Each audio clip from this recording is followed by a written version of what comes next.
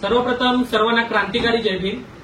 महाराष्ट्राला काळिंबा फासणारी घटना, हृदयाला हेलावून टाकणारी घटना पुन्हा एकदा घाटकोपरमधील माता रमाबाई आंबेडकर नगरमध्ये घडलेली आहे। आरपीआयच्या तालुका अध्यक्ष भारतीताई गुरव यांना 3 तारखेला रात्री 10:30च्या सुमारामध्ये जीव घेणे प्राण घेणे हल्ला झालेला आहे।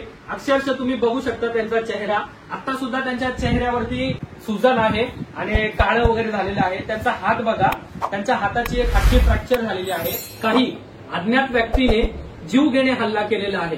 रात्री 10:30 वाजता रिक्षाची वाट पाहत ही ताई त्या ठिकाणी थांबली होती। तिला राजवाडी हॉस्पिटलमध्ये जायचं होतं।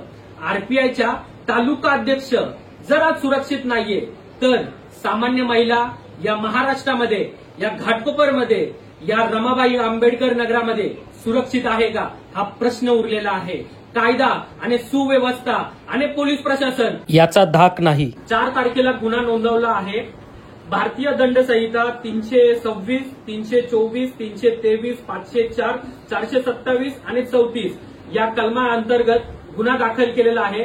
पंतनगर पोलीस चौकीच्या वरिष्ठ अधिकाऱ्यांना आमची विनंती आहे की गुन्हेगारांना लवकरात लवकर अटक करा, अन्यथा आम्ही तीव्र आंदोलन तर उभे करूच। आज लाज वाटते या ताईचा चेहरा पाहून, अंगातलं रक्त सळसळ करतं आणि तुमचं रक्त जर अजून सुद्धा सळसळ करत नसेल तर तुम्ही घरामध्ये हातामध्ये बांगड्या भरून बसा आणि मी या ताईच्या पाठी खंबीरपणे उभं राहणार आहे। आंबेडकरी समाजाला मी आव्हान करतो की घरात बसून नका राहू, खास करून महिलांना, महिला सुरक्षतेसाठी या ताईच्या पाठी खंबीरपणे उभे राहा। माझी बहीण भारती गुरव तिच्यावर झालेल्या हल्ल्याचा जाहीर निषेध करते व तिला लवकरात लवकर न्याय मिळवून द्यावा अशी मी पोलिसांस नम्र विनंती करते।